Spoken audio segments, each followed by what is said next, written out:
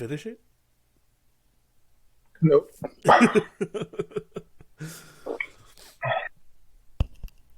No, I did. Oh, that My was. I changed the settings on my mini fridge, and the beers are super ice cold now. Oh, Oh shit. but That welcome was. back to another episode of Two Drunk Guys and a Football Podcast. We're your hosts. I'm Skinny Domestic. I'm Marcus the Hammer Mary. If you're not listening or if you're not watching us, Marcus had to shot for some reason. Only just had tall boy bottle, the aluminum Bush Bottles, Light yeah. bottle cans, and decided to shotgun through that. Um, Hello, Those extra 4 ounces are a yeah, lot. had a little That's a power, lot more had than a I little thought struggle it there. would. Yeah. Um, but good past weekend, good starting weekend. I know we had an update last week about the situation with the Perry. Uh, we have further sad news. The principal, Dan Marburger, who was originally just a victim with being shot, after 10 days of surgery and throughout that recovery, did pass away. With that, I imagine most of you have seen or seen it already. His visitations on Friday, in Perry, and then his funeral's on Saturday. And it's one of those things where whenever, like for me at least, when they said he was, had surgery and he was in recovery, I thought he was gonna, make it. Like it just was one of those things. The way it I think sounded. everyone did. Yeah. So Sunday I when think we what's he. Go ahead. Sorry. Sunday when we found out the news, I was like, I don't know, it was sad for Amir. Clearly, young kid lost his life. I didn't know him personally, but once I found out Dan passed, that hit me a little bit different and harder since I actually know Dan. Yeah. So Yeah. Sunday was Same rough. here too. Sunday was rough. It was really sad. He was a good man. He was involved in a lot of things, and I know, once I was in high school, once I broke my leg and had compartment syndrome and all that, Brooke was really, really, really sad. We were dating for a year or two by then, and he got her out of class, gave her a hug, and said, "If you need a ride to the hospital, we'll find someone to get you a ride to the hospital right now, so you can go be with Marcus." So he was a really good, thoughtful man, and it's a terrible thing that happened to that town. And I, if you pray or whatever you do, think about his family. Have the Marburgers in your thoughts, because that is a hard thing to go through. Yeah. So there's plenty of GoFundMe still, all those stuff. I know I threw a couple of links in the description last week. At this point, I don't know what else really can be done. Everybody has dealt with it, going through it, and yeah, like Marcus said, just keep everybody in your thoughts, prayers, whatever you do, that type of thing. But moving on with that, bunch of news kind of going on in the world.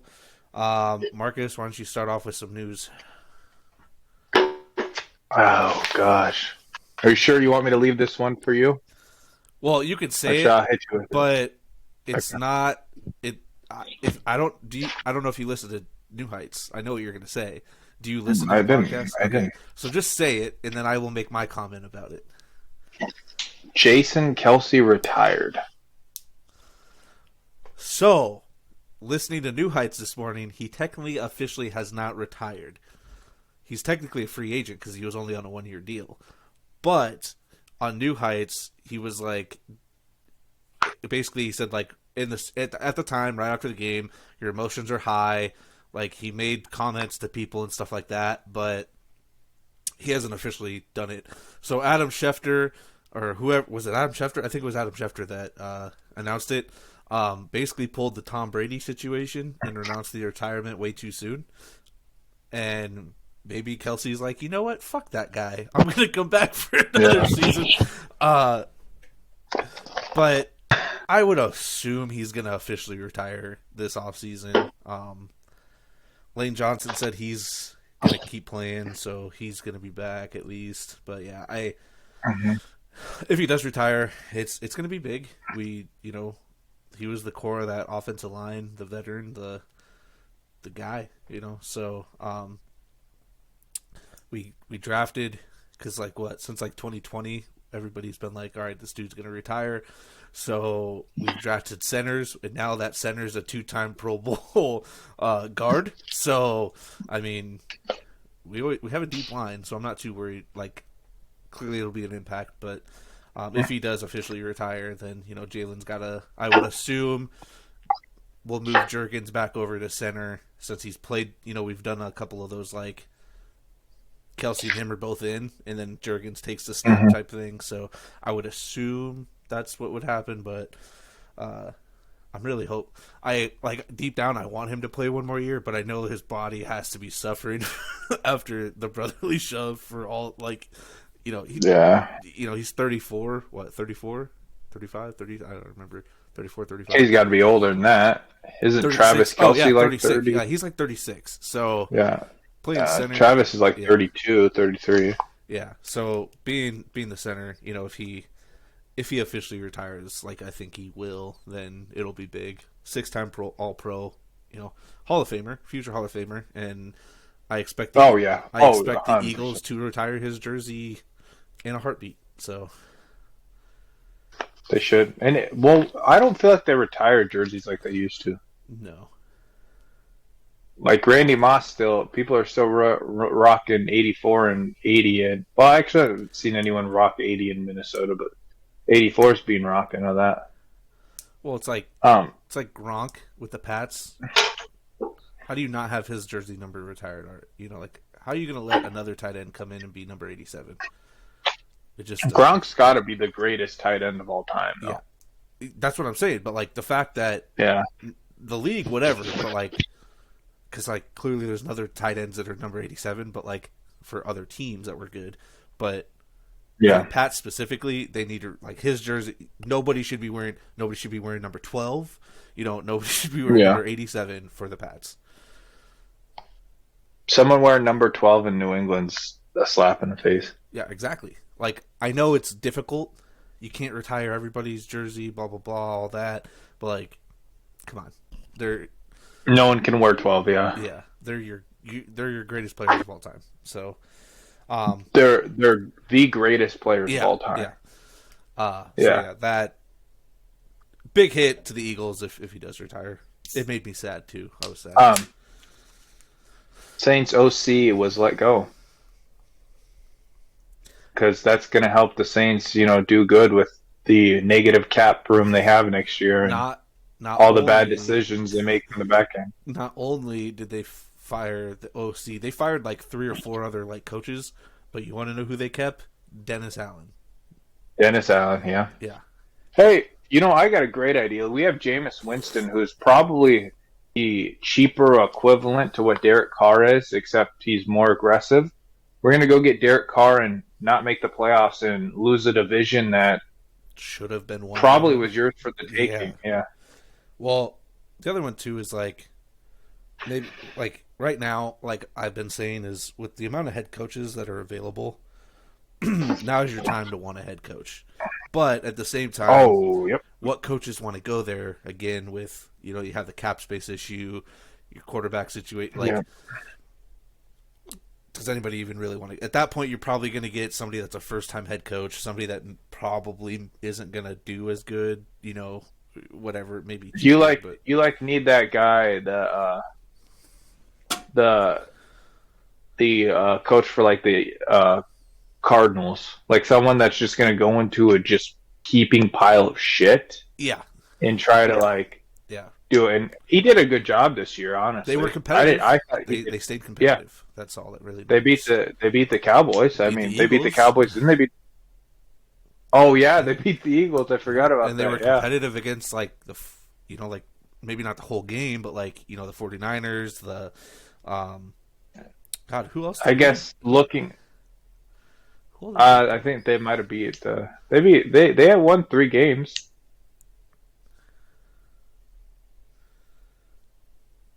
The Cardinals were competitive. Well, then,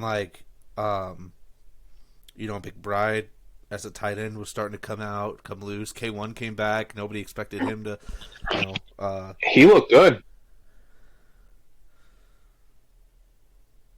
What's his face? Sneaky 1,000-yard season for James Conner while being hurt for like 3 or 4 weeks. Yeah, they beat the Steelers, who the Steelers, again, another competitive team. Yep. Playoff they barely team. lost One to the and done. Texans. They barely beat the Falcons. They only lost by So 7 what you're to the telling me is Ravens.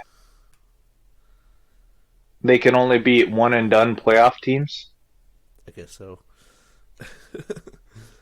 Yeah, I mean, they kept it competitive in most games. Yeah, no, they're a competitive team. They're way better than we thought they were, Yeah. to be honest. With that being said, right after last week's podcast, Bill Belichick got freaking mutually decided to part ways, which means Bill Belichick got fired. Not only did he, but they didn't want to say right after the podcast, Nick Saban did too. Like, come on, like. Oh yeah, Nick Saban did. We held off. Nick Saban, I'm telling you right now. I know. Nick Saban didn't want to deal with the fucking NIL shit. I guarantee it. Oh no. Because there used to be a day where Alabama people would freaking get on their knees to go play for Alabama. Alabama was like Julio Jones, Mark Ingram. After that, who else they had? They just pumped out players. What was Richardson? Trent Richardson. What was his name? The running back. Trent Richardson. Like they were pumping out players. Henry, like Julio Jones. I mean, now you have Mac, Hurts, Tua, Devontae Smith, Josh Jacobs. Like, yeah, you're pumping out, and then not including defensive and linemen or. Oh yeah, defensive like what is it? 20% of the NFL is from Alabama. Yeah. Like, think about it. That's the end of a dynasty right there. That is the end of a dynasty. Yeah, but with Bill Belichick, I like Nick Saban. Yeah, but with Bill Belichick, it's pretty much the same thing. He doesn't want to deal with the BS anymore. Like they're not. No. People want to blame Bill, which he does play the GM role too, but like, come on, like he's like, I'm gonna go try to win somewhere else. I got an idea. Let's blame a coach that won 6 Super Bowls here and has brought in this is why NFL fans sometimes are just so like out of touch. Like, could you imagine like sitting there, and I've said it before, like, I knew he was going to get let go this year. I was like, there's no way 3 years not doing anything and having terrible teams he's going to let go. But think about how out of touch you have to be like, we're going to fire Bill Belichick. Fire Bill Belichick, dude.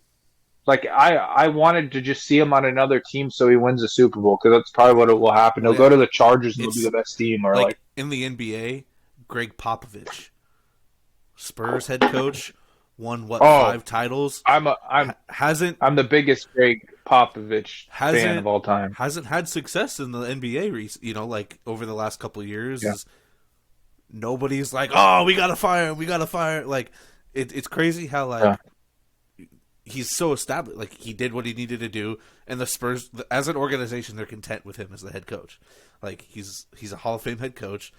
He led them to 5 titles or whatever. Like, what else does he need to do? It doesn't clearly you want to win, but like with what you have, you got to have a little bit lower expectations when you don't have Tom Brady, you don't have Randy Moss, you don't have Gronk, Wes Welker, Gronk. It's not like you just had Tom Brady. Like Tom Brady did make a lot of those players' careers better or great, but like there was more than just that. Defenses were good.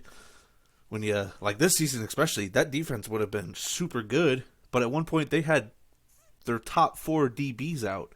What do you expect a head coach to do when you have your top 4 DBs out, your best pass rushers out? Like, you had a lot of injuries on your defensive side. You can't expect much after that. Hey, I just want to say though, I've been saying since day one, and everyone, Jacob was on the podcast. He told me I was crazy. Bo told me I was crazy. I said they will fire Bill Belichick. Hey, they didn't this mutually year. parted ways. Wasn't a fire. Doesn't That count. that's bullshit. That is bullshit. That is a fire. Nope. That is No. that is that is saying that I'm firing you without saying I'm firing you is No. what it is. Hey, they still mute. Hey, Bullshit. parted ways. Bullshit. Not a firing. You got any more news? Because Bullshit. I got But plenty more. I do. With that being said, Gerard Mayo is a New England head coach, which is kind of crazy because I remember him being like a 99 overall or 95 overall linebacker for New England. He was what their DC or Yeah. something for them. So I guess with that one, there was something in his contract, like a stipulation that if Bill Belichick was fired, removed, whatever, was no longer head coach, that he would basically become the head coach. So like, they honored it. I like it. I like that Yeah, was part of the contract, and they honored it. So I mean, it's a fun one. It's like honestly, Jeff Saturday probably should have stayed the head coach of the Colts, but the coach they have now is pretty good. So yeah, what are you when gonna do? The you when Colts are pretty good. you when you when you're a defensive minded team, he's a defensive player. You see what D'Amico Ryans is doing with the Texans. Why not give it a shot? Yeah, If he has the locker room, if he has the players, I like it. Did you see any of the interview for today? They did like the introduction interview. Uh, Robert Kraft was up on stage with him, and he was talking like trying to name off like his brother or something, and he didn't say it right, and Mayo pronounced it right, and he's like, it's one of those black names. He's like, we're gonna basically like we're with me around, I'm gonna help you, have some culture in your life.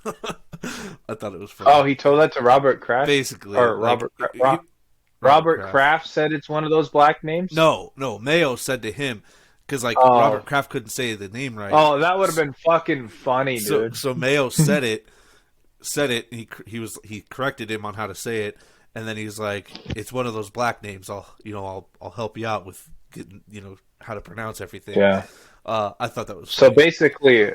basically, Robert Kraft or Gerard Mayo will teach him how to say black names, and then Robert Kraft will show him where the good massage parlors are at. So Pretty it's a much. win-win. Yeah. I like it. I want to see what it does. Who knows?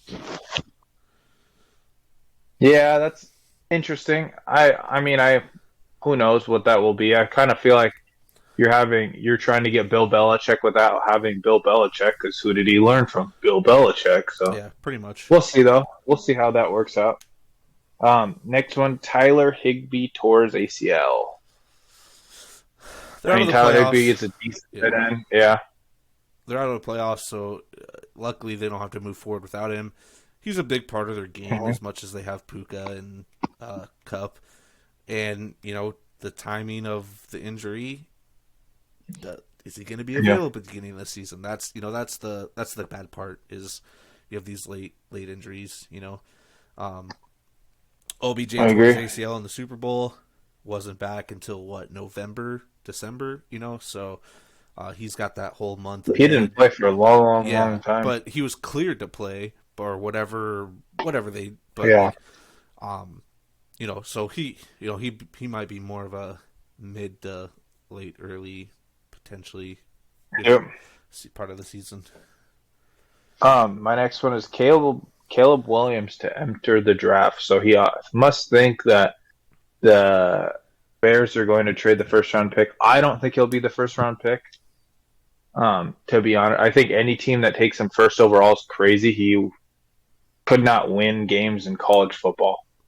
When have you ever seen a quarterback drafted first overall that wasn't like winning a fuck ton of games in college football? Yeah, he had one good season, and it was 2 years Yeah. ago. Like, I don't care what the stats are. Like, you well, he can't didn't. win. Yeah, Did he have the good stats? I don't know. I mean, he wasn't top five. I'd Terrible. say. Like it's like he'd have games where he'd have 5 touchdowns, and he'd have games where he'd have 2 or 0 or 1. Like Yeah. he's too inconsistent, and the other one too is in the Pac-12.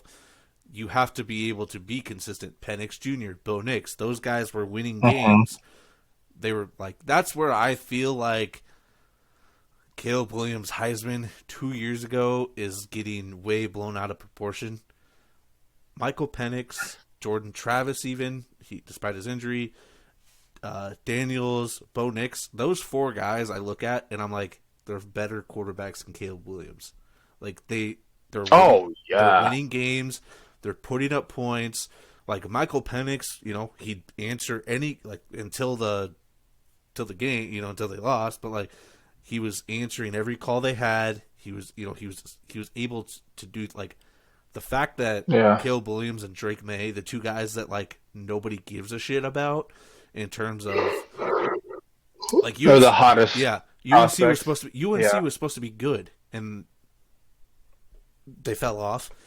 USC was supposed to be good. They fell off. Does it kind of feel like a Malik Willis type thing where like they're gonna like hype them up and they're gonna be like 3rd round picks? I don't think they'll drop that far, but right now the number one, to me the best number 1 overall pick is Joe Alt, the tackle from Notre Dame. The dude's a fucking stud. Any line that gets him is gonna be great. Or Marvin Harrison Jr. Like that, those are the only 2 that I believe are the correct number 1 options. If you take a quarterback number 1 overall this year, you're an idiot. You're high, yeah. Fuck, I don't know what will happen, dude. If the Vikings draft Caleb Williams, holy fuck! I think right now, dude, do you know how upset I will be? I think Daniels is falling about that area where they'd be able to snag him, but. I've been doing a lot of mock drafts. I know a lot of it hasn't been updated, but I've been doing a lot of fucking mock drafts. Like for each team, just looking at what's there, like shit like that. But I'm kind of excited this year because this is the most like knowledge I've had of college football, even though I didn't watch so much college football, but I followed it more just from listening to you and watching some of it. So like I'm kind of excited to see where these players will go a little bit. Yeah. I can see why people the hype of it all. Like last year for the first episode, like for the draft, I wrote down I predicted my top 10 clearly without trades, and then all these trades fucked it up. But it's fun. It's literally like it's like fantasy in a sense where it's just fun to go in, see what would happen. But yeah, I don't think Caleb Williams needs. It's not like he was. Yeah. Like you said, he didn't have a career in college like the other number 1 picks did, where you can justify them being a number 1 pick. Well, and he really didn't have like that crazy year. Like Joe Burrow had one good year in college football, but dude, he was like by far that might have been the best college football season of all time. Yeah, Baker Mayfield. You know what I mean? Like Baker Mayfield was a better college football quarterback. Dude, K1. Baker was more consistent though. K1, like, the overhype on Caleb Williams. Jalen Hurts. Yeah. Well, he wasn't a first round pick, but yeah, still. No, but still. Yeah. I mean, I get what you mean. Yeah. Yeah. And then my last one is J.J. McCarthy announces to enter the NFL draft. I don't know where he'll go because he's kind of like. I've heard a lot of people say that he's kind of the system quarterback-ish. He'll be late round. He'll be a later. He'll probably 3rd to 5 is my guess. 3 to 5. I don't think he's bad though. No, I think he'll be a 3 to 5. I don't see him going in the first 2 rounds. And that's one reason why I probably think Harbaugh might actually leave Michigan too. Is I lost the quarterback that I've had for the last couple of years. Yeah, I think. I don't want to. Harbaugh wanted to be the Minnesota Vikings coach this year. He won a national championship. He hasn't won a Super Bowl. Why not come and just do it? Because it's not like he's not going to be the next Nick Saban. Harbaugh's got to be old, dude. Harbaugh's got to be like in his mid to late 50s at this point. Yeah, I would imagine. So I'm sure he'll want to come back. There's got to be a team that'll offer him. I guarantee it. Right now, like we'll go into it later, but yeah, he's had multiple interviews. So, yeah. My news, real quick. I know it doesn't really matter, but it just hurts me. Bills released Leonard Fournette. Didn't really use him. They signed him, and then James Cook starts having the best games of his life. Let's see here. For the Texans, this is kind of impactful because he did, with Tank Dell out. Now Noah Brown is on IR. That's number 2 wide receiver. So Who do they have? Robert Woods, and then the Iowa State rookie Hutchinson. Or No, they also have what's his face too. They have the wide receiver that got cancer and then came back. Look him up. What's his name? He was like a second round pick 2 years ago. He got cancer, so he didn't play his rookie year. This is kind of his first year. Mechie, yeah, Mechie. Yeah. Yeah. So those. I mean, dude, I don't worry those about three, that though. Dude, yeah, those three are going to have to step up. I mean, Nico Collins has been balling out too, but those three. Yeah. You have Dalton Schultz still, but yeah. Nico Collins is legit, dude. Losing your number 2 and 3 wide receiver is pretty significant. And then lastly, again, this doesn't really probably have any significance, but Kyron Williams left the game, Lions game, ended up breaking his hand, so he had surgery on that. But I imagine he'll be back for next season, which fantasy-wise next year, looking like a top 10 draft pick maybe. Him and Puka. Yeah. All right, so let's get into the games. First game we had, which I think a lot of people are shocked about on how it went. Browns 14, Texans 45. Texans had 2 pick sixes. Stroud went for 274, 3 touchdowns in his playoff debut. CJ Stroud looks like he has been in the playoffs before. Didn't have anything to worry about, it looked like. I heard someone say that like CJ Stroud kind of reminds them of like a Joe Burrow-esque type player where he's just really calm, cool in his first year. And dude, he played really well. I was surprised. I really thought the Browns were going to come out and beat the hell out of the Texans. The Browns have way better team. Oh yeah, top to bottom better team, better receivers, probably a better tight end. No, I guess not number 1, but I would say top 5. They were number 1 for most of the year. What the fuck? You expected them to handle it to the Texans offense, and defense. Joe Flacco was not there. The Joe Flacco hype died. He kind of lost them. He was throwing bad passes and a couple pick sixes that really just deflated the air out of that ball. And that offense itself just couldn't get going. They couldn't run the ball successfully. They're a team that relies on the run, which I think they fired their running backs coach. So I thought that was kind of interesting. Yeah. But again, the Browns made it. Right now the Texans are like you can do it number 7 number. I guess they were number 4 seed, but they feel like a number 7 seed. But let's go. Would you shit a brick? Would you shit a brick if it was Texans Bucks? Dude, that would be fucking Super Bowl. I would be like, dude, okay, what the fuck? First of all, no, Skinny. How it would have to go. If it's Texans Bucks, you heard it here first, but it's going to be Ravens 49ers because the NFL's rigged or whatever. But they can't have back-to-back Super Bowls of number 1 seeds. That was last year. This year is going to be completely different. Dude, I'm telling you, if the Bucks and the Texans make a Super Bowl, I'm getting so trashed to that Super Bowl, bro. I will take the day off. The next day off if that were to happen. If the Texans make the Super Bowl, I'm going to be like, what the fuck? Dude, CJ Stroud's a Hall of Famer already. It don't matter. Dude, yeah, CJ Stroud. It's like when Russell Wilson won a Super Bowl his second year, and everyone's like, Russell Wilson is a Hall of Famer for sure. He's better than Joe Montana. He's better than Brady. He's better than everyone. That's CJ Stroud, dude. He's got the power of God behind him. Yeah. Dude. Well, and the thing but is, I want to see that Super Bowl. That is the only Super Bowl I want to see, and we're going to freaking talk that into existence. If this happens, you better clip this, because if this happens, Skinny, holy shit. Yeah. Wait, what's today's date? January 18th? Is it the 16th? Today's I don't know what day it is. January 17th. 17th. You heard it here first, folks. All right. Uh, yeah, big shocker. I don't know, dude. I just saw this on the X like a little bit before we started recording. The after game interview with CJ Stroud. His first thing that he said was like, first and foremost, I want to thank Jesus Christ.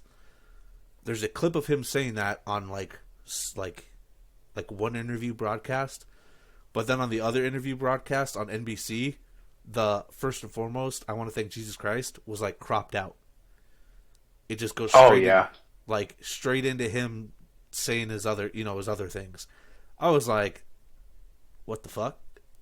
They're out here. Skinny's like, I'm an atheist. Well, Skinny's like, I'm an atheist, but I don't agree with that. Well, okay, fuck you, first of all. I don't know. I found it weird. Like, people thank God and shit all the time in sports, like. No, it happens a lot. If you look at it, they edit it out a lot. I can send you videos. I've seen people talk about it. That's so crazy to think when, like, again, the amount of, like, sports and stuff I've watched that, like, in other sports and things like that, they thank God all the fucking time. And then what is this? Are they offended about them saying Jesus Christ? Like, even though it's not, like, the bad version of Jesus Christ? I don't know. I just thought it was weird. Is there a bad version of Jesus Christ? Well, when you Jesus curse, Christ. Yeah. When you say his name, I don't. Skinny.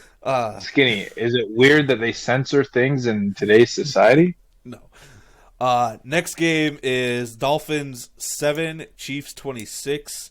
Dolphins. What a fucking shocker! What a fucking shocker! Dolphins only had 13 first downs, and then in his NFL playoff debut, Rice had 8 catches, 130 yards, and 1 touchdown.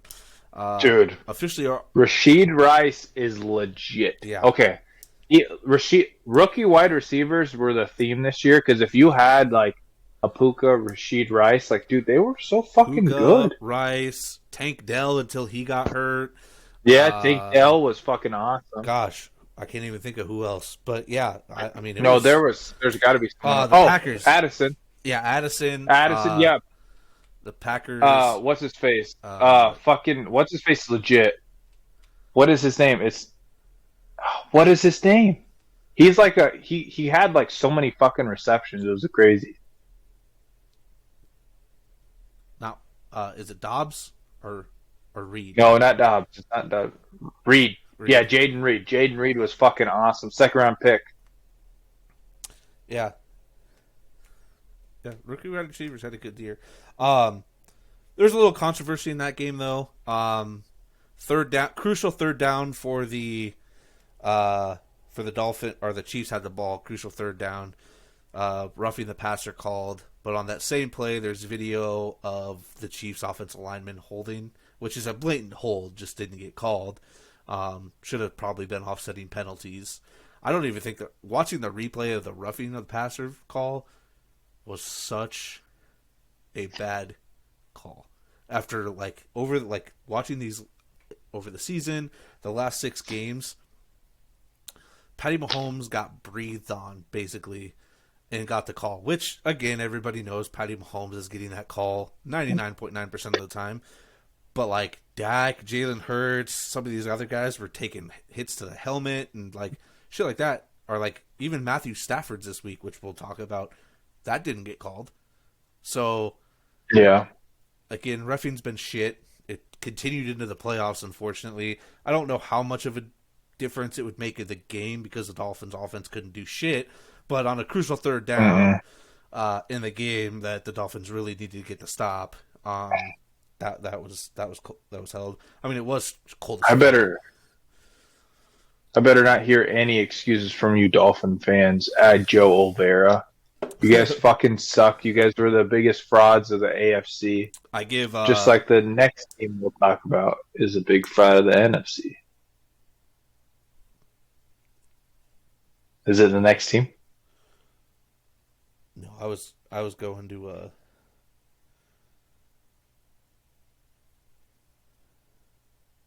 I was just doing them in order. So like our game was last, if that's what you're trying to say. I wasn't talking about. I was talking about the Cowboys. Oh. Isn't the next game? I don't know what Oh, the I next guess game is. never mind. Never mind. I'm skipping. I'm way above my reading. Next game: Packers 48, Cowboys 32. Wow. I Uh, had a perfect transition for you, and you fucked it I'm up. sorry. I'm sorry. I'm sorry. I, dude, Terrible. Just terrible. I'm ahead of everything. Shit. Where am I even at? Okay. Hey. Aaron Jones 3 touchdowns. Jordan Love 3 touchdowns. Yeah, Jordan Love had 3 touchdowns. Dobbs 6 catches for 150 1 yards and a touchdown with Watson back too. Keep in mind, Watson was back. Nobody expected this. Dak had 60 pass attempts in that game, and at halftime, because everybody's gonna be like, "Oh, Dak put up 32 points. Dak had 400 yards passing. Dak had 3 touchdowns." It was 27-7 at half. Fuck all of you Cowboys fans. That's when you know it was over. Yes. Over. Over. Anything after halftime was garbage. I mean, like, it does, like, just garbage. Fuck the Fuck the Cowboys. Okay. Garbage. All I can say from this game, obviously, this is the most Cowboys thing to do, is to take a team that skid into the fucking playoffs and just fucking lose to them, because it's Dallas. They're terribly coached. Mike McCarthy sucks. Jerry Jones needs to get his fucking ass out of everything and let a coach actually run the ship. But all I gotta say is Jordan Love's legit. He's legit. Dude. You can't fucking say it anymore. I was watching that game. He is legit. And I'm like, he's legit. it's Aaron Rodgers. Like, just watch, because I'm like, you learn from Aaron Rodgers. Like, you think he has it. He has the it. He has the it. Whatever it is, crazy. He has it. Yep. Like, you're like, all right, this quarterback learned from this quarterback, but like, you never see anything that quarterback does from what the other, the quarterback they learn. But literally everything that you could possibly learn from Rodgers, Jordan Love does it. I mean, it's fucking crazy. Yeah. Like, hey, I said it on the pod. I said Jordan Love. I said, I know it. I haven't seen him. I saw him play one game against Chiefs once Rodgers was hurt a couple years ago. He sucked. I was like, he is a Green Bay Packers quarterback. They're the luckiest franchise in the world, and I know that he's going to do it. He's going to win them one Super Bowl and fucking be really good. I knew it. I fucking knew it. It pisses me off, but I knew it. But I like Jordan Love. He plays really well. He's a good quarterback. Yeah, I decided that I am a Texans and Packers fan going forward. Like, really? That's who you want? Like, what are the fucking odds that the Packers and Texans make it to the Super Bowl? Like, it'd be fucking hilarious. But like, dude, I'm going for him. I'm rooting for him. The younger quarterbacks. Like, let's go. Like, fuck these old guys who've been in the league. I'm a Bills, and I'm a Bills, and I'm a Bucks fan right now. Yeah. See, yeah, I just think like the younger quarterbacks making it to the Super Bowl would be fucking hilarious. It would. All right, with that, the Cowboys just Dan Quinn's defense has been good all year, and then shit. They can't do it. Yeah. So we will. It was embarrassing loss. All right. Next game we have is probably the most even game, probably the most competitive game. Was the Rams 23, Lions 24. Puka had in his debut, big wide receiver debut, 9 catches, 181 yards and a touchdown. Don't go over Puka. That's all. Puka. No, wait. I just want to say this right now. Puka is better than Cooper Kupp right now. Puka is Matthew Stafford's number 1 target. Oh yeah, and it's not close. You cannot tell me that the Lions have good enough DBs to cover him. I watched JJ fucking smoke him. He was supposed to be in what's his face? Cooper Kupp is supposed to be in that level of wide receiver, like really, really good. He plays in the slot. He's uncoverable, whatever. Matthew Stafford loves Puka. I love Puka. Puka got me to a championship and lost it for me. America loves Puka. America loves Puka. Yeah. Puka is going to be a top 20 guy. I'm probably going to draft him in every draft I can. I fucking love Puka Nacua. He's fucking awesome. Yeah. The only thing He is a beast. And you know who he reminds me of? I'm going to give a big comparison right here. You heard it here, folks. Or you heard it here first, folks. Puka Nacua reminds me of Larry Fitzgerald. I was just gonna fucking say that. Were you? Yeah, I was like, this watching him now, like, dude, he is Larry Fitzgerald because you know what? Like, have you ever seen the top 100? Like, who was it? It was like that Steelers DB that like was always in the top 100s, but was shit. Like it was like Bunting something. I don't know. But he's like, I'm not fast, but I'm running fast. People, I'm not big enough, but I'm catching the ball. Like a bunch of that stuff, and then it's like I'm the $100 million man. Like that's Puka Nacua, dude. Like Puka Nacua, like he came in. He was what was he, a 5th round pick? Yeah, he was a 5th round pick. He's the next superstar in the NFL, dude. Like every single time I watched all the highlights. I didn't get to watch the game, but I watched the highlights. Dude, Puka was open every fucking play, dude. Like he was doing crazy stuff. He's like not fast, but he's running past people. Like he is literally this generation's Larry Fitzgerald. Yeah. When you said that, I was in my head. I'm like, this motherfucker's gonna say Larry Fitzgerald. And I'm glad we're on the same page. I watched the game. Matthew Stafford could not hit Cooper Kupp in the end zone at all. Like he had like 2 or 3 passes to him, dialed up strict, like in the red zone touchdown. You know, for some reason, just wasn't on the same page. When I say that game was super even, it was super fucking even. It was a good game. First off, there was 0 turnovers that game. Not a single turnover. Both teams took care of the ball. Possession-wise, the Rams had the ball for 30 minutes and 5 seconds. The Lions had it for 29 minutes and 55 seconds. That's 10 seconds. Yeah. And then the Rams had 22 first downs. The Lions had 23 first downs. Literally the most back and forth game. Then we had some, again, some reffing issues in that game. Matthew Stafford gets fucking obliterated on a pass play that doesn't somehow get called roughing the passer.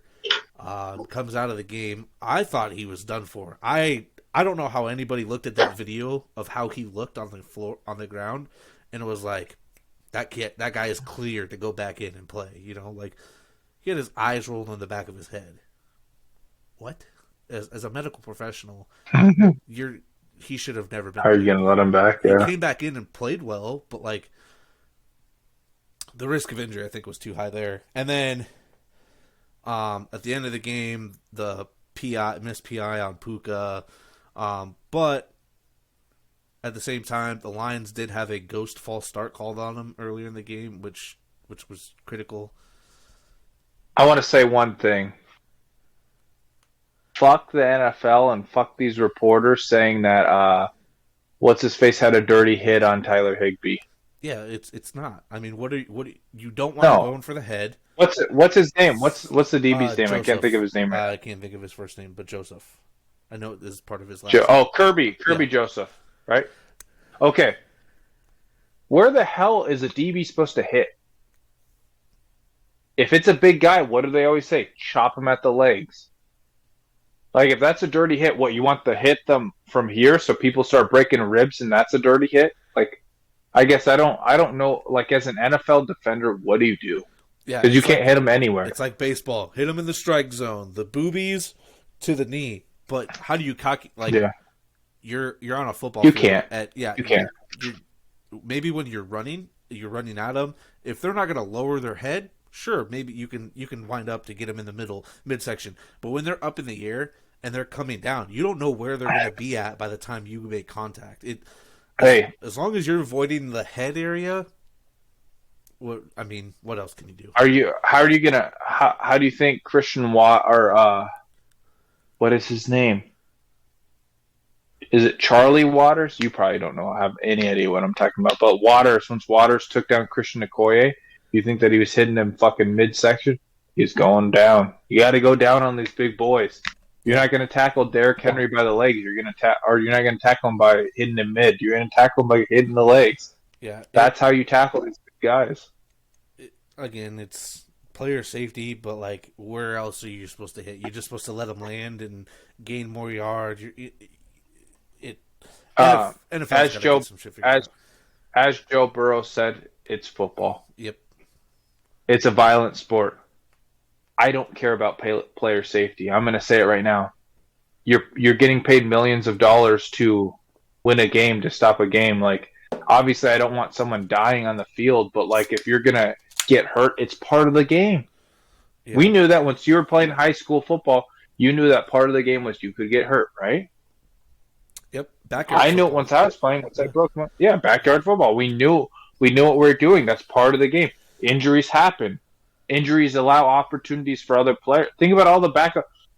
If without injuries, Joe Flacco doesn't have his year this year. You know what I mean? Like, it's Without part of the game. injuries, It Tom Brady doesn't Case potentially Keenum. come out. Yeah, Tom Brady does. Yeah. Nick Foles doesn't have his run. You know, Mhm. like, there's so many things. It is a next man up sport, and people need to stop worrying about Patrick Mahomes hurt his knee. Okay, yeah. So did Tom Brady. You know what happened? Matt Castle. Oh, this person got hurt. Oh well. LaDainian Tomlinson got hurt. Oh, Michael Turner came in. Darren Sproles started playing. Like, the one, the hip drop tackle. Oh, all these people are getting hurt on the hip drop tackle, so we got oh to my ban. God. It's like, no, it's a play. What is a defender in that situation supposed to do? Let the player just run for a touchdown if you can't Oh. tackle him? But yeah, that game had a lot of questionable. That probably was the worst reffing, I would probably say, of all the weekend, but it was also the closest game. Next game that was moved because it was supposed to be on Saturday or on Sunday, right? Yeah, Sunday. Steelers 17, Bills 31. Josh Allen 203 passing yards, 3 Snoozer. touchdowns. Snoozer. And Pitt had 2 The turnovers. Steelers did probably need to should be have in had a playoff. 3. Yeah, dude, I thought. Yeah. Did you watch the game at all? I watched the highlights of it. It was boring. Boring game. I knew Josh Allen was gonna fuck him up. There was a fumble that should have been a fumble and awarded to the Bills, but I am convinced the NFL reviewed it and was like, we're going to let the Steelers keep it because we can't have this game be another blowout. You know, like, I, honest to God, think that's what was going on when they were like, yeah, it was a fumble, but it's the Was it the Pickens one? No, I think it was or was it no, Pickens was a PI. No, No, Pickens caught the ball and fumbled. no, I think it was Pat Fryermuth. Pat Fryermuth. He was going out of bounds, and they said that the ball hit his face mask, but like there was no angle that really showed that going on. You know, like they're like, like, yeah, it was bad. Typical NFL shit. Yeah. Yeah, but the Bills look good. I mean, even despite the cold weather, whatever, they look good. Lastly, the last game, Eagles 9, Bucks 32. Baker had 337 and 3 touchdowns. Devontae Smith had Who? Baker. Who? Baker Mayfield? Devontae Smith had 8 catches for 148 yards. He answered the, hey, AJ Brown's out. I need to perform well. Where to even fucking start? Do you want me to start? I can start. You want to start? You can start. You can start. Well, it would have been more interesting if the Minnesota Vikings were in the playoffs because the Eagles, once again, didn't come to play. That's a bad loss.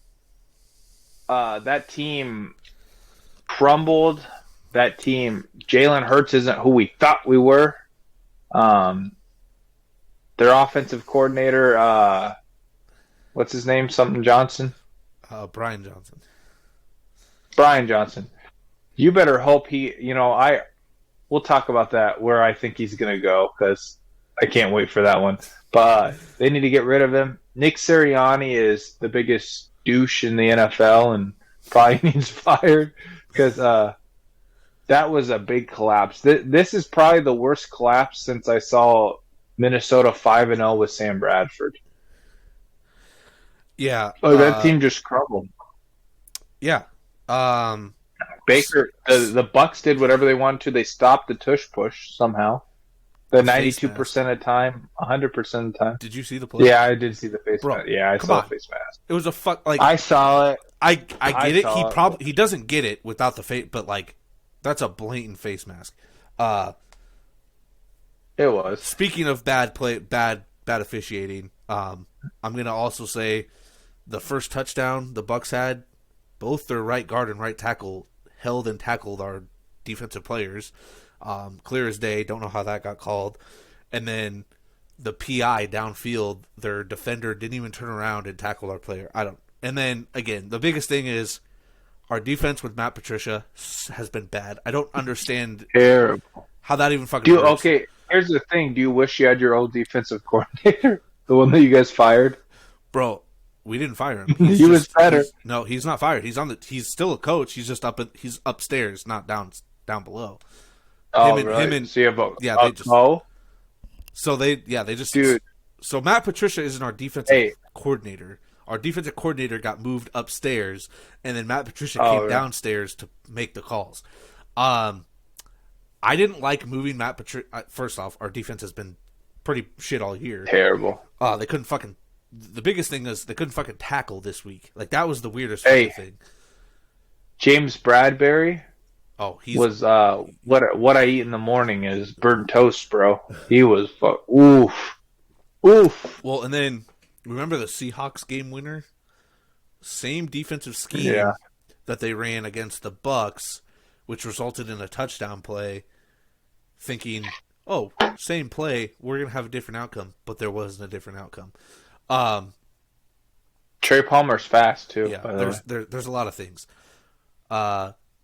Matt Patricia should have never been the play caller. You want to know the last time he was the defensive play caller? What happened? Let's just say it didn't turn out good.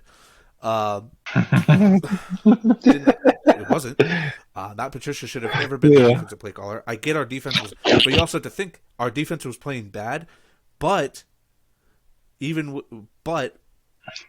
were holding teams like the Chiefs and Bills to less than 10 points and a half at one point, like it's so bad this year too, Skinny. Like since you guys were like 10-0, like I've gotten so much shit talking about the Eagles. It kind of makes me feel bad at this point. It's not like, oh yeah, because the biggest thing is all the Eagles. If people will talk shit about the Eagles fans are talking shit twice as much. Like it's not like we're like it's not like we're the Cowboys where we're like, oh, our team's so good, Dak's the guy, our defense is top 5. Like we're not doing that shit. We know our like whatever's going on has been bad. Like I'm gonna put this image. There's an image that I will put on the pod for the YouTube watchers, whoever the fuck is watching the video. There's the photo, the photo video. It's like third down or something. Just crucial play. There is not a single fucking receiver, tight end, running back in the goddamn middle of the field.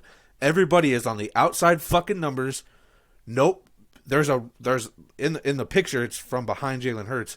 There's a defender blitzing like they did all fucking night freely. Nobody's touching him. So Jalen Hurts has to throw that ball in a matter of a fucking second, and not a single person's looking at him. Not a single person's open. Now, the thing is you guys are like, wow. Non-Eagles fans are like, wow, the Eagles, their offense is terrible. Jalen Hurts is bad. Jalen Hurts has dealt with that since week fucking 1. Our offensive coordinating, offensive play calling has not fucking changed one bit since week 1. There was a stat, it's fake, but I honestly thought, I almost kind of believed it. It was like, it's like the Eagles have ran 640 wide receiver screens all year and came out with negative 26 yards. I kind of believed it. I was like, I wouldn't deny that. Like, that sounds believable. It has been so bad. Brian Johnson, I want him gone. Nick Sirianni, I want gone. They have been nothing. It's the Doug Peterson issue. Doug Peterson's a better coach than Nick Sirianni, but without a doubt. both the issue is both the collapses are going the exact same way. You have a stellar season, you lose your coordinators, the next year your team has a fall off. Oh my goodness. Dude, I cannot wait. I cannot wait to talk about our next miscellaneous because you're gonna lose it. It's not the issue is not Jalen Hurts. It really isn't. We have the talent. We have the No. There's something with Nick Sirianni and Brian Johnson. We ran one slant against the blitz all night. And you want to know what that one slant did? Was almost a fucking touchdown. Almost a touchdown. One time. Hey. Oh, the Devontae Smith? Yeah. Was that the Devontae Smith? And all I have to say about Jalen Hurts is where I think football perception should have him. Like, he's like top 15, and that's what I always thought he was. But my biggest thing is, if you have look at last year. He had a competent offensive coordinator that dialed up plays that suited his abilities and the receivers around his abilities. This year, we don't have that at our coordinating position, and it's sad. It sucks, and it hurts. We also don't run the fucking ball. DeAndre Swift had 130 fucking rushing yards against the Bucks the week that we played them, and he had like 30 maybe this like. I get AJ Brown was out. Julio got a concussion. Unfortunately, he needed to step up. My funny thing is like Quez Watkins was on. Jalen Hurts called me. He said, I need to step up and be ready. And Quez is like, I've been ready. And then he has 3 catches for 12 yards. Shut the fuck up. Oh, dude,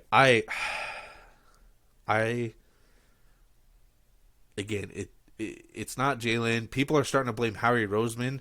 And I'm like, if Howie Roseman was the issue, we wouldn't have Jalen Hurts right now. We wouldn't have A.J. Brown. We wouldn't have Kevin Byard. We wouldn't have DeAndre Swift. We wouldn't have all these, without Howie Roseman, we wouldn't have the players that we have. So, dude, that cracks me up, dude. Quez Watkins said he's...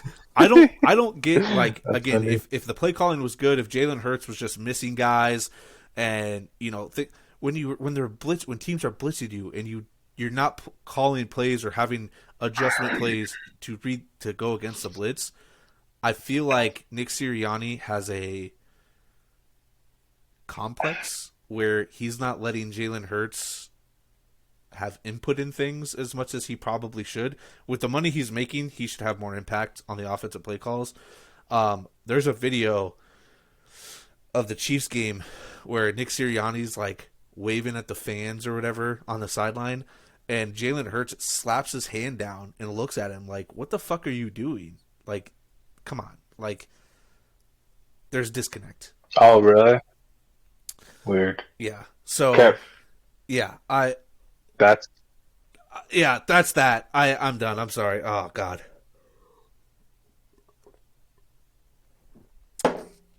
I wanted to go in deeper, but I know you did. Jalen Hurts isn't the issue. Quarter number 2. You want me to start miscellaneous? Do you want me to start off with bad betting? Yeah, go ahead. All right. On the bright side, our bad betting, we went 5-1. The only one that we didn't hit was the Browns covering 2.5, which a lot of people probably God damn it, dude. So this week, a little bit harder. There's only 4 games. We'll see how this goes. First game, we have the Ravens versus the Texans. Currently on FanDuel, Texans and Ravens game is 9.5 point spread. Marcus and I have the Texans covering 9.5. The way that offense has been playing, their defense has played great too. That whole team is just fucking ready. Best team in Dallas, or not in Dallas, in Texas. Yeah.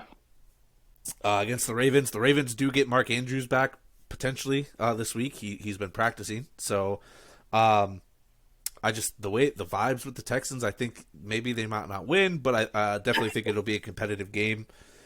Next game is Packers versus the 49ers. These two are both on Saturday. We have the 49ers covering 9.5. We just think that defense and offense are just, it's hard to stop. And you've had CMC on 3 weeks of rest. Yeah, I mean, there's not much else to really say. Yeah.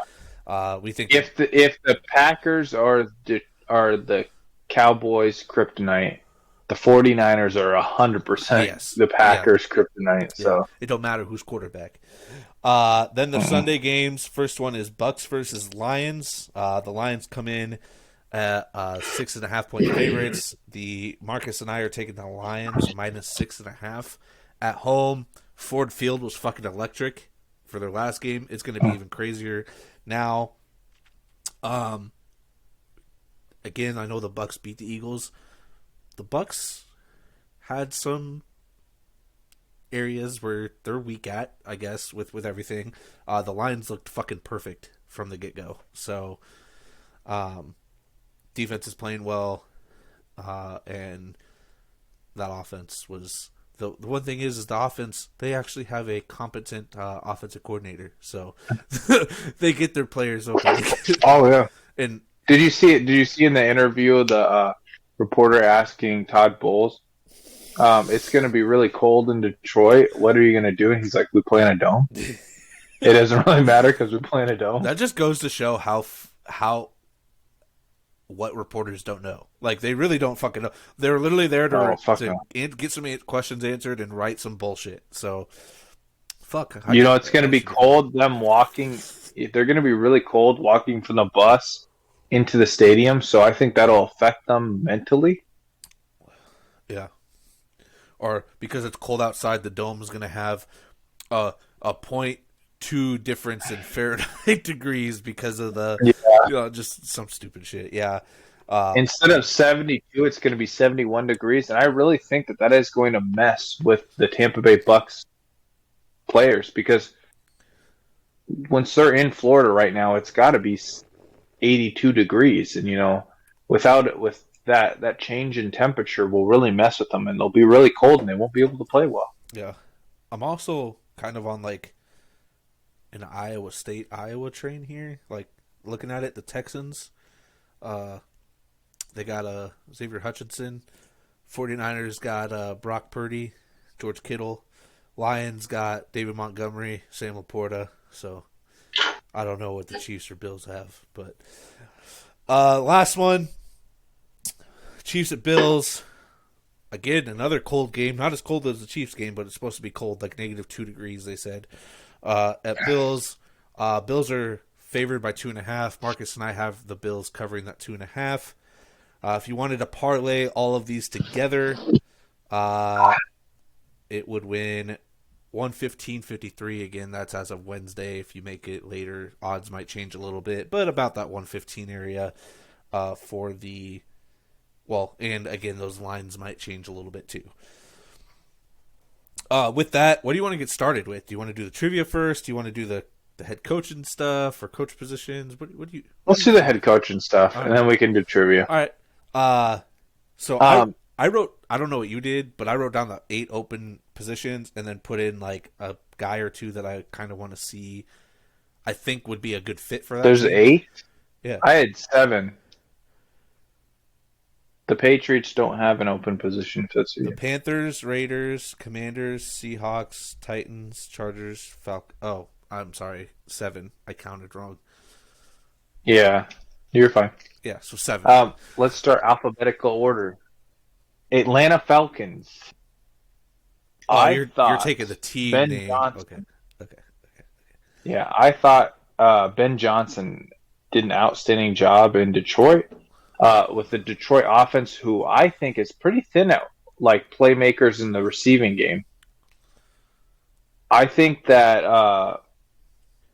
he'll be able to run the ball. I think it'll be a good fit for him. I thought about Bill Belichick, but then I was like, it's not as complete of a roster. I think Bill Belichick wants a roster that he doesn't have to do a ton to like make good. So I think Ben Johnson, but I think he'd be a good fit. Who do you think? Yeah, so I wrote down Bill just because, well, I have him and Ben Johnson. I did 2 for each team just because, again, there's so many options. You don't know what these 7 teams will do. Never know. Um, Yeah, there is. so I put Bill just because it'd be fucking funny that the 28-3, because the 28-3 is going to get brought up. Like, there was a joke on X. It was like Bill going into the Falcons interview. What is your resume, or what do you have on your resume that allows you to be, would be in a good fit for this job? And all he says is 28-3, and they're like, all right, 28-3. you're hired. Dude, honestly, I feel like that could make Bill Belichick go there, dude. Yeah. Well, like the other They'd one probably too, be I thought like, is they lost have the Super Bowl. he's a defensive guy. They have like some defensive talent. Add to that defensive talent a little bit. You got AJ Terrell, and then Jeff Okuda from the Lions. So you have those two younger DBs still. Yeah. You had some defensive players. Your offense, you have the skill.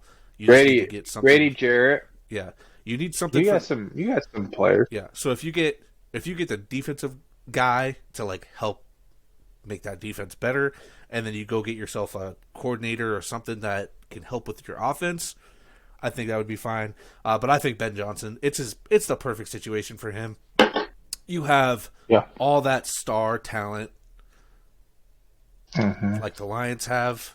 You come in and do that, and Jared Goff isn't he was a number 1 pick overall, but it's not like he's been a top 5 guy, nothing like that. But you go get yourself a decent quarterback, which again, talks are Russ might be going there. Like Russ with that Kirk. Yeah, you could Kirk do some Cousins. damage with Ben Johnson. I like Ben Johnson the most for that one. I do too. Carolina. So I really thought about this one. I thought Brian Johnson, just because Carolina loves to make the wrong pick at head coach. That's all I have to say. All I have to say. So the Panthers were the only one that I did one person for. Did you do it too? I said Brian Johnson. One. That's hilarious. None of these other coaches are going to want to go to Carolina. Nobody's going to want to go there. And in my head, I'm like, get the fuck out of Philly. Get the fuck out of Philly. Get him the fuck out of Philly. Brian Johnson, good luck. Good luck with the Panthers. Have fun. I can't wait to watch him scheme up Adam Thielen, fucking Chenault.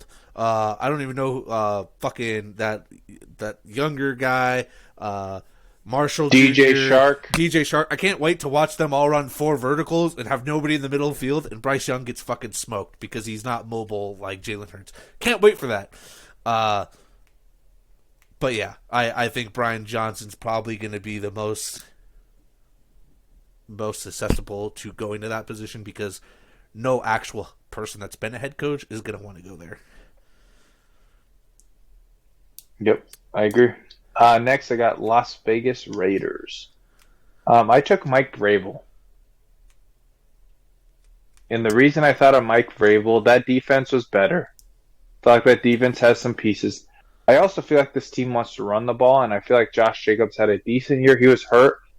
I feel like they're going to give him a contract. That's just kind of a gut feeling. They may not, but I kind of feel like he will be a Raider next year. And I think Mike Vrabel would be the guy. He's a good head coach. The Texans probably shouldn't have, or the Titans shouldn't have got rid of him, and I feel like he can, bring that team to something. Yeah. For the Raiders, I just went with Antonio Pierce. We went 5-4 with them middle of the season. They were not winning games. They were not being competitive. The locker room was lost. He was good. Antonio Pierce comes in and they're competitive. They beat the Chiefs. Like, I think he deserves a shot with how the locker room responded to him. Internal hire, just keep him, move him up, make it easy on yourselves. Players love him. Players want to play for him. So give him a shot. Might as well. The Chargers. Give me some Bill Belichick. I think it just makes sense. Yeah. I had Bill and I had the Keelan Moore. Just move him up. I'll OC move him up to head coach. But Yeah, Bill Belichick. It's the most complete roster on the list, and Mhm. you know what that team needs? They have the offensive coordinator. They have the ability to have a good offensive coordinator. You know what they need? They need some defensive discipline. They need some defensive minded stuff. Yeah. That's not fucking Brandon Staley mind. They need probably one of the best defensive minds to come in. Yeah. The Chargers with Bill Belichick and more Would be scary. would be very scary. Would be scary. Would be very scary. Seattle Seahawks. Did we do the same one? Were we doing it together? I said Jim Harbaugh. You didn't say Jim Harbaugh, did you? No, I have him. Who'd you say? I have him and Mike Vrabel. I did too. Remember? Here's why I think. Here's why I think Jim Harbaugh. They have a good pick. They didn't make the playoffs. They have a decent pick. They could take a quarterback. They could also take a Kirk Cousins. They could do whatever. They also have Geno Smith on a couple years, so they'll probably draft a young quarterback at some point. Maybe they get J.J. McCarthy. Who knows? In the second round, maybe late first round, whatever they want to do. But I just feel like this is a good team. Like I feel like the Seahawks have a good team. They underperformed this year. They have studs outside. DK Metcalf's going to be there for a long time. The rookie wide receiver Jackson Smith and Jigba is good. The running backs are good. Their defense has a lot of playmakers. They got freaking. Well, they got like two guys like Michael Jordan, like Kobe Bryant on that team or something like that. I swear to God. Like they have two players. I swear to God, they have Michael Jordan and Kobe Bryant on that team. Like the players are named that. So they have a decent defense. I feel like that team just is screeching for a. It's probably the easiest team beside. I would say it's the easiest team to come in and like make good. Yeah, so I have Jim Harbaugh for that reason. They need better, not better. Like they need a guy that's going to be about everything. Like Pete Carroll, another defensive guy. He's still going to be with the team. You can kind of let him, have input on the defense still. Jim Harbaugh built Michigan. He's been there for 7-8 years now. Like it's not going to be with him is whatever team he goes to, unless it's maybe the Chargers, whatever team he goes to, it's not going to be a Super Bowl team next year. And whatever GM, owner, whoever hires him has to give it 3 to 4 years for him to build it. He wants to build it. He wants for full control. So I have him on that one. The other, I took Mike Vrabel for this one too, is just because look what he did with Tennessee from his beginning. Mm-hmm. A team that, you got Ryan Tannehill, wasn't very good. Your defense is pretty weak. I think you have a running back in Kenneth Walker, so your offensive style can pretty much be the same. You don't have to rely on Geno Smith as much with that. Exactly what he did in Tennessee.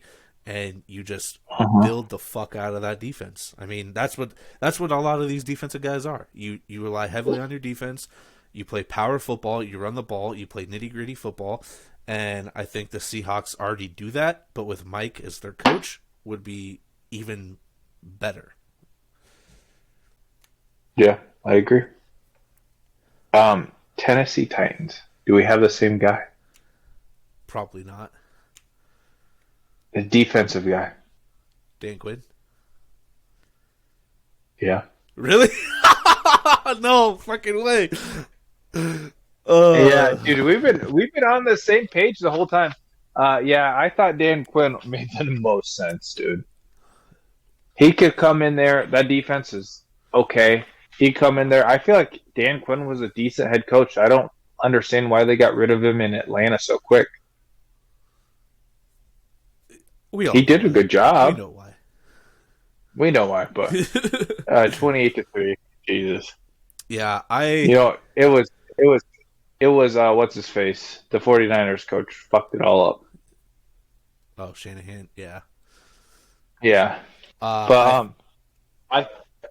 he makes good defenses. I mean, that team wants to run the ball. I feel like that's what Dan Quinn's offense wants to do. Yeah, I mean, again, you look at it, the Titans have a young quarterback that can throw. It's almost, I mean, it's almost exactly like the Seahawks here. You're gonna build up that defense, play good, sound defensive football. You're gonna have a quarterback that doesn't have to be relied on, like Patty Mahomes, Joe Burrow. Because you don't have them, so you can't do that. You have the outside weapons if you need it, with D Hop and what's his nuts? I can't think of his name right now. Traylon Burks. Traylon Burks, which, when you're a Titan, you're not going to put up great numbers. But you're going to lose Derrick Henry, but most likely going to lose Derrick Henry. So but you have Tajay Spears, and probably you're going to have to go either draft or pick up somebody. But yeah, it just go from a defensive guy to a defensive guy. That the Titans are built on a defense. Your defense has the better overall weapons. Yeah. Not weapons. I don't know. Like, I just feel like when you think Tennessee Titans football, you're thinking players. Yeah, their defense is gonna be nitty gritty, and their offense is gonna have to put up points, because their defense is gonna help them out. So the Washington Commanders. If we got the right one, Skinny, we've literally been on the same page for almost all of them. Well, I did too for the Commanders. Is it internal? Yeah, I did too. Is one of them internal? Yeah. So Eric Bieniemy? Yeah. Yeah, see, here's the thing. I booked Eric Bieniemy because, dude, he did an amazing job with that offense for most of the year. I mean, they kind of fell off. I feel like Sam Howell had it, but their defense was so bad. So bad. What's his face? What's their head coach that they just fired? Revis? Oh, Ron Rivera. Ron Rivera. I don't know why I couldn't think of Ron Rivera. Ron Rivera, like, the defense sucked. They took the worst pick you could ever pick at DB. Me and Skinny were both right because we both said it. Not Witherspoon. What was the fucking skinny bastard, dude? Emmanuel Forbes Jr. Emmanuel Forbes. We both said that was the player that I said a year over, or less than a year ago, 9 months ago. I said it was a terrible pick, and you know what? It was a fucking terrible pick. It was stupid. He is too skinny to play cornerback. He's got to put on some fucking weight. Yeah. But, oh, go ahead. That offense needs it. That offense needs to continue. Brian Robinson Jr., beast, many men love him. Probably like top 20 favorite players. He's fun to watch. He's fucking runs hard. Sam Howell, I really don't think they should have given up on Sam Howell. I thought that was stupid. I felt like he played decent this year. Yeah. The push that I've been with from the start is a quarterback is not going to be ready in a year, normally. You have exceptions. Give him Jordan Love. Give him 2 to 3 years in the same system, as much as the same system as possible, and they were going to produce for you. As long as you're not doing again, Nick Sirianni has been there for 3 years. But with the offensive coordinator, as long as you're not fucking running 4 verticals when you need a 3rd and 6 and nobody in the middle of the field. Eric Bieniemy with Sam Howell, I think next year they could be even better as an offense.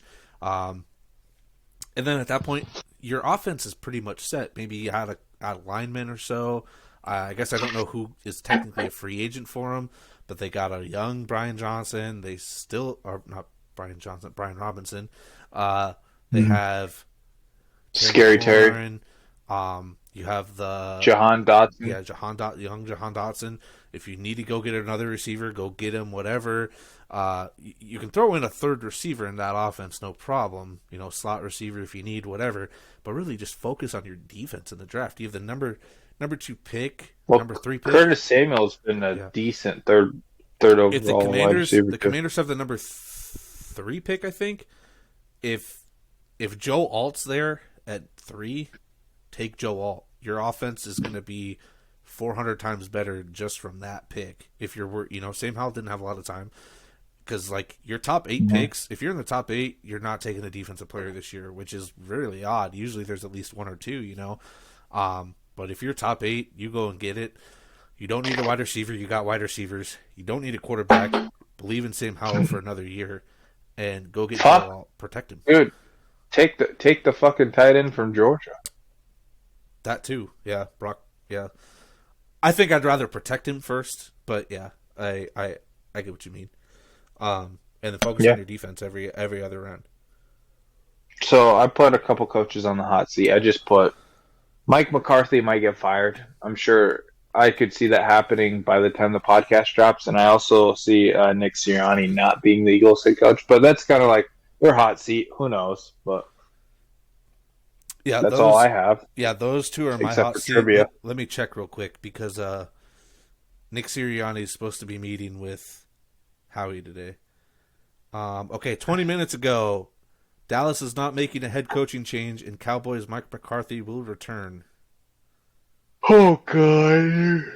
You know what that's good about? Bill Belichick won't be their head coach.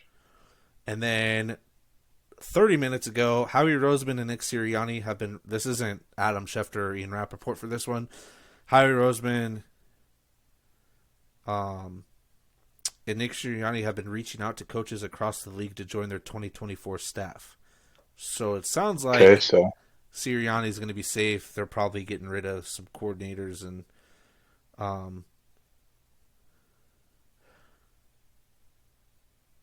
so not good. Yeah.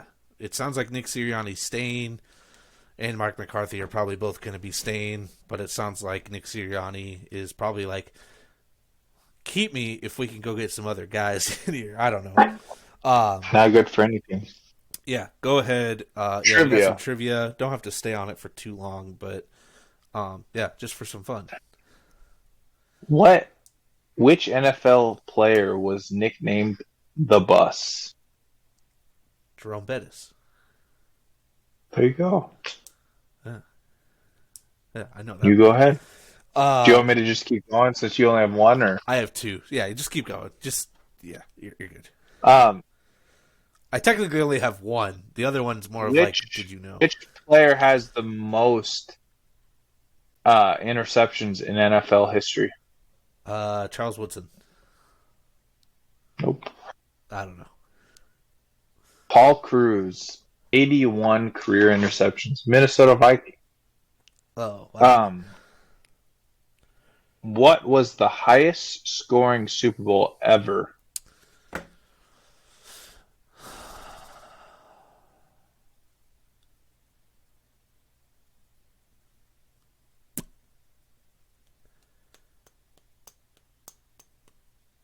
Fuck. I keep thinking of the Rams. Was it the Rams Chiefs game that like were like 50 points apiece? That's not even a Super Bowl. No, I will give you a hint. It wasn't in our lifetime, or it might have been in your lifetime, but it wasn't once we were watching. I'll just it go. Wasn't 2000. Fuck, I don't even know what. We'll go. Cowboys Broncos. I don't fucking know. Dolphins Broncos. No. Dolphins Cowboys. Super Bowl 29. San Francisco 49ers beat the San Diego Chargers 49-26. Yeah, I would have never. That might have been when Sherry Rice was MVP. I would have never. Who is the all-time most winningest coach?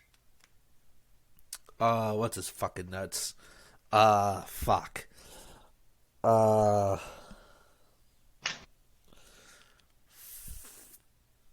I can see his name. What team?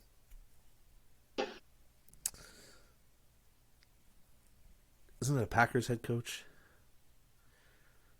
Cowboys? It's an AFC team. AFC team. Who the fuck am I thinking of then? I don't know. I don't think I'm thinking of this guy then. Are you thinking of Vince Lombardi? No. What's the fuck is this guy? Who is it? What the fuck is their name? Don Shula. Why did I... Who the fuck was I thinking Who are you thinking? Oh, were you thinking Chuck Noll, the Steelers. Well, I don't know. I anyway. don't know who the fuck I was thinking of. Okay, which non-quarterback has been named the most Pro Bowl appearances in NFL history? What? Yeah, this is a three-parter. Okay, what side of the Which ball? not? At least They're all on offense. all offensive One players. has, yeah, one is a tight end, Okay. and two I believe are offensive tackles. I can't remember if one's defense. I think Tight maybe one's a end. defensive player. I Is think. it like Tony Gonzalez? That is correct. Yeah. Okay. And then tackle, offensive lineman. The other one has a son. Actually, a son and a nephew, I think, that played in the NFL. Think Green Bay and think Atlanta. Bro, this is way too long. Like, this is a long time ago. If they got a son and like, Yes, Yeah. it is. I'm not gonna get them right. I think one plays for the Rams. I want to say defensive tackle. I would say. Actually, after this, look it up because you'll be able to. I can't look it up because I'm on my phone. Okay, who are But it's Bruce Matthews and Merlin Olsen. Merlin Olsen was a defensive something, wasn't he? A defensive tackle, defensive end they? Guard for the center- Rams. Okay, For the Rams. Bruce Matthews was a guard, center, and offensive tackle, and a long snapper. Yeah, I knew that. I knew that he was an offensive lineman. Merlin Olsen. I want to say he played with Deacon Jones. That's Wait, what I want to say, but wait, I'm hold not up. for sure. Okay. Okay.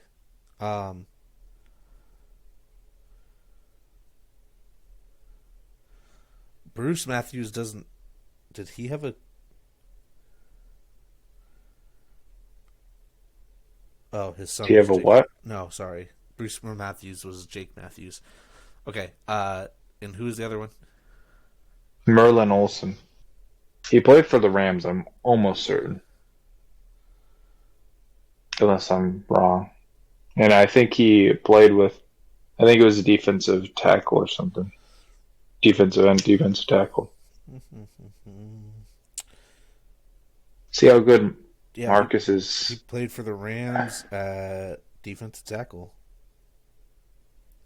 God, I'm so good. What, 70s, 60s, 60s, 60s, 70s? 62 to 76. God, I'm so good. Holy shit, I'm good. You see this? I don't even have it on there. I can't show you He because was you'll a know my pro- others. He was a Pro Bowler every year besides his last year, That is crazy. which Okay, I got my next. Oh, go ahead. is crazy to me because his last year, the 75, he allowed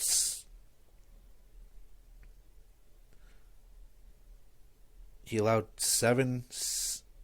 He had 7.5 sacks. Oh, I guess never mind. He had 4 sacks one season, but had 3 sacks another season. Like 3.5 was Pro Bowl. What is defensive tackle? Yeah, but he had 3.5. Defensive 3.5. tackle, though. No. He had 3.5 sacks, made the Pro Bowls on those. But then his last year, he had 3 sacks and didn't make the Pro Bowl. A half a sack difference is between his Pro Bowls. I feel like some of these Pro Bowls are a little sketchy here. If half a sack is the difference. And I says to Deacon, "Fuck you." All right, But, give me like 1 or 2 more. My last question is who? I have one more, and then I'm done. Who is the youngest player to start in a Super Bowl? Give me like a time frame. Like player, like any player at Well, all. it probably would have been 2011. It's gonna be. I will give you the Super Bowl. So It's got to be. literally It's got to be Green any- Bay Packers Any versus. fucking player from those teams. It is Green Bay Packers versus the Steelers. That is what it is. You will not get this. And it's the guess youngest- this person. the I will youngest- bet money on. I'm not gonna. I don't know who the fuck Youngest. out of all of the fucking players, I have no fucking clue who the youngest fucking person was. Offensive lineman. Oh yeah, because I'm just gonna fucking know the Steelers or Packers offensive line. Green Bay Packers. I don't fucking know. He still plays right now, I think. Ryan Leaf. Brian Bulaga. Oh, Brian Bulaga. Why did I say Ryan Leaf? Who the fuck was I thinking? I don't know who the fuck. Yeah, I was Ryan Leaf is a quarter of the Chargers, bro. Who the fuck? Brian Bulaga's from Iowa, right? I think so, yeah. Oh, I was thinking Brandon Sheriff, not Ryan Leaf. Why the fuck did I say Ryan Leaf? I just had to throw Brandon Sheriff. I don't fucking know. Brandon Sheriff got drafted to the I fucking know. Fuck you. All right. Fuck you. Fuck you. All right. So this one's a more of did you know? This one I thought was pretty fucking interesting. Okay. It's not even a trivia question. Hit me. But no team has lost to Kirk Cousins throughout the season and then played in the Super Bowl the same year. Isn't that crazy? Every team so since the beginning of his career, if Kirk Cousins has beat you, you have not played in the Super Bowl. Like that year. You know what that means? The 49ers, Kirk's the best, bro. That means the 49ers. Kirk's the best. That means the 49ers could not make it to the Super Bowl this year, and that lives on. That's fucking crazy. Isn't that crazy? Oof. So it's gonna be the Bucks, dude. It's gonna be Bucks. Did they beat the Bills? Did he beat the Packers too? I guess is the other question. Or did the Packers beat him? Let me go look. He didn't play the Packers the second time. I think he might have beat the Packers, dude. He beat the Packers. Or he might have been hurt. I don't know. Let me look. Green Bay. Okay. So the Lions could win the Super Bowl. He beat the Green Bay Packers. So the Packers and 49ers cannot make the Super Bowl.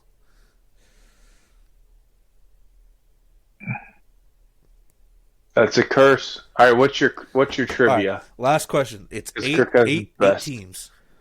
Can you name the 8 teams that their team name ends in ERS? 49ers. Okay.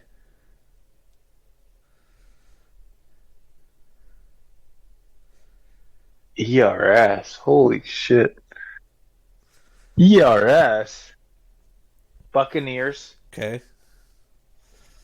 So 49ers, Buccaneers.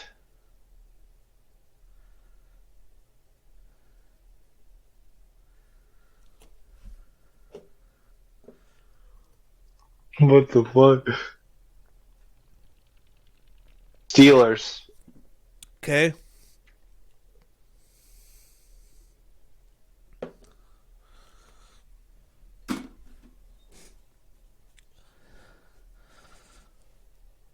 Eight fucking teams, really? So you got the ERS. Two of the ones that are remaining are in the AFC. Three remaining are in the NFC.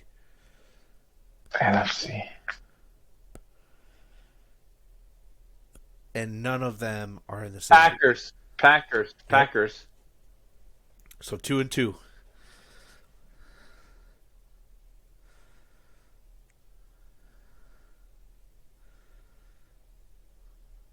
I said the Bucks. I said the 49ers. I said the Packers. Who else did I say?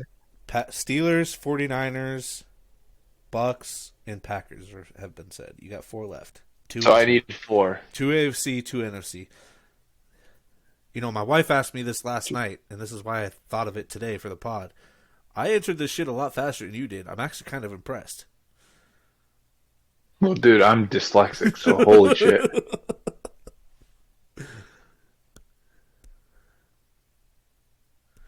I have to go through each division. So it's not the NFC East. AFC West. Wait. No. Jaguars? No, not the AFC West. AFC South? Oh, what's the... So that West is... Yeah, the AFC Chiefs? West. Yeah, the AFC West. Chargers? Yes. Raiders? Yes. Okay. And So then the that's all last the two NFC. NFC teams. They're usually towards the bottom of their divisions.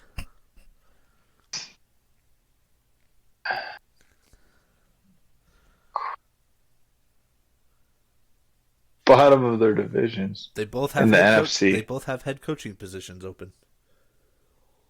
Oh, now I gotta look back. I'm cheating. I'm cheating.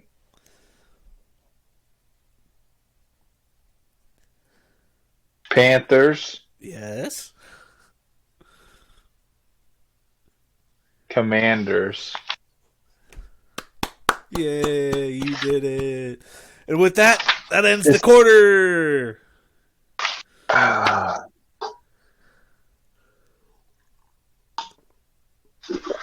I'm not putting my last beer in the cup because it keeps getting foamy. Because this quarter is going to be super fucking fast. Pretty much. Dude, I'm gonna have to chug a fucking whole beer. Yeah, me too. Here, you know what? Let's start her out good. Give a chug for the pod, dude.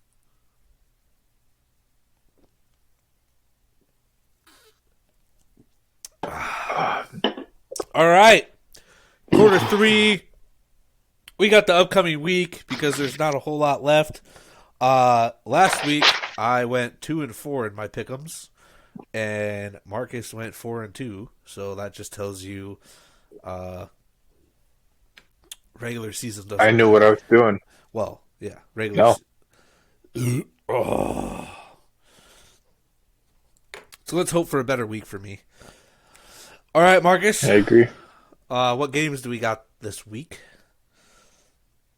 The Texans versus, I don't know what order it is because I don't have the pick'ems the same way as you do, so I don't know which one's the order. But Texans, Niners, Lions, Bills is the Texans were Ravens. I'm gonna take the Ravens because I feel like they're gonna win because the Texans are a good team, but they've kind of overperformed. So. Oh, we're not getting any You know what? Willie Snead. No, you want one? Hey, shh. I got you. So, Matt Schaub I like that one. and the Houston Texans versus Terrell Suggs and the Baltimore, Maryland Ravens. I'm taking the Ravens. Yeah. No doubt about it. Next, holy shit! I need to drink some more of this beer because it's gonna go way too quick.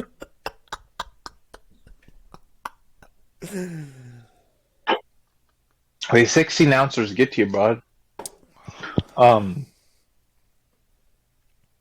me think.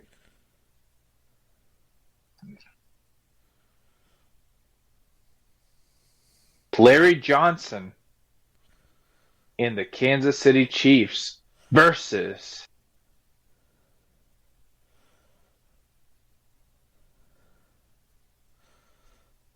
Stevie Johnson and the Buffalo Bills.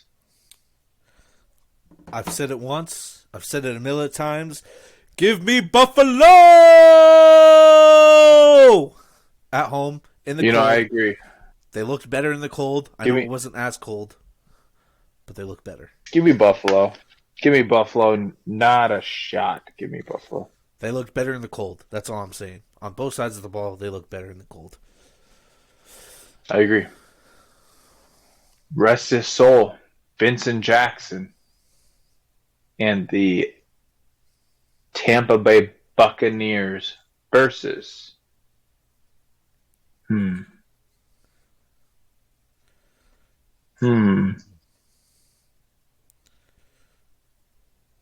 Roy Williams and the Detroit Lions. I am taking the Lions at home.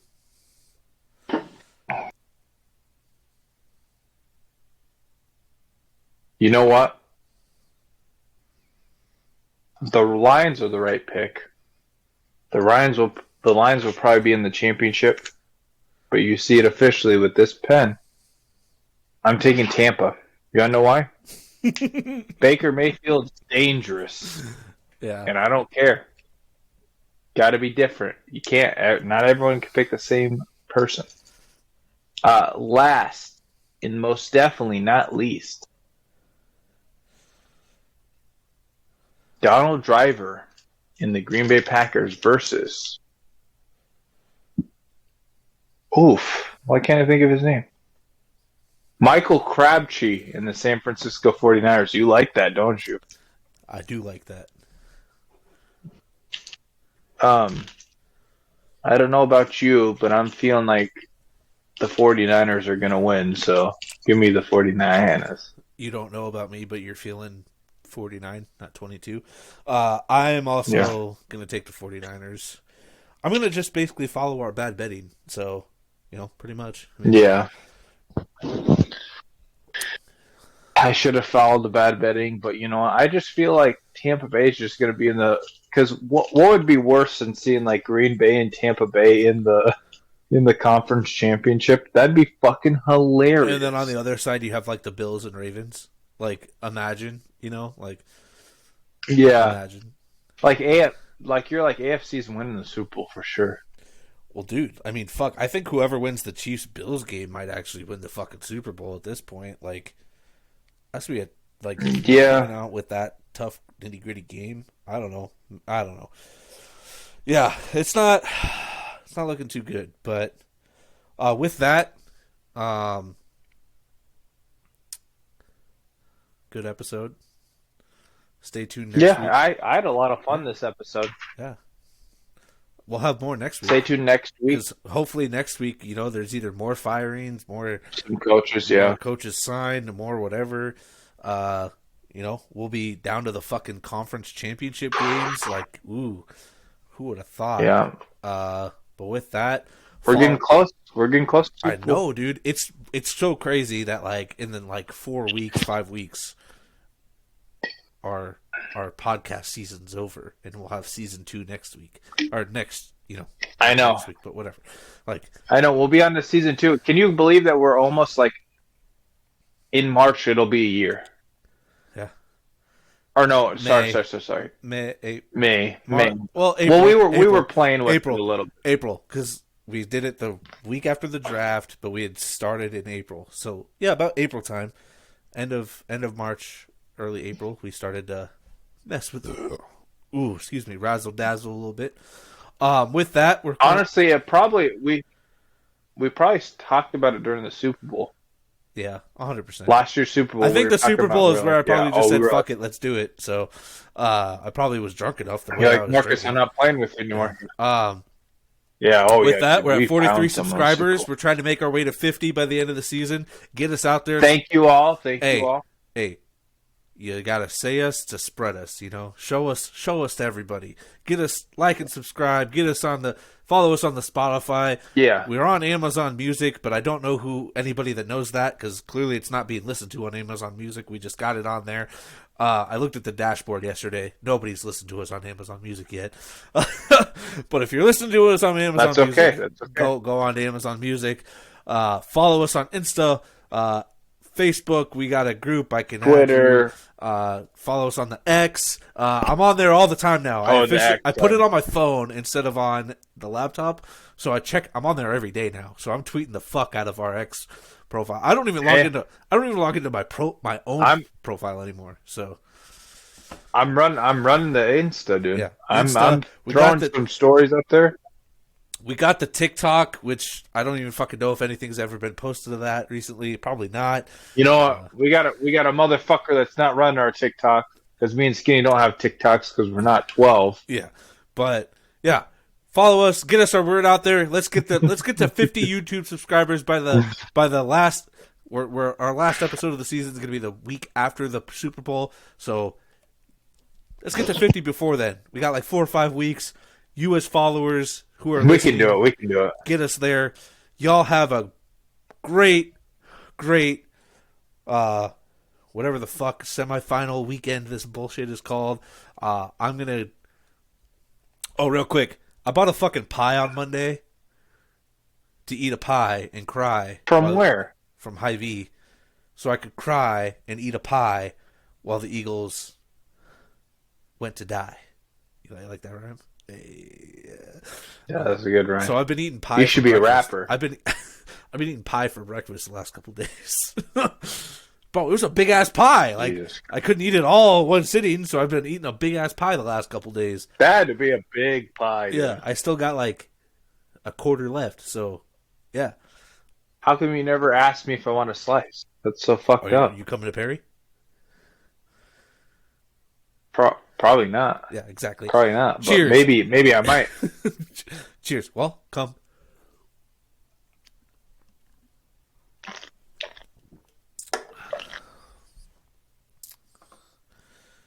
You done? Oh, fuck. Finish it. Let's. I heard some. I heard something in there. There's some in there. I'm not gonna lie.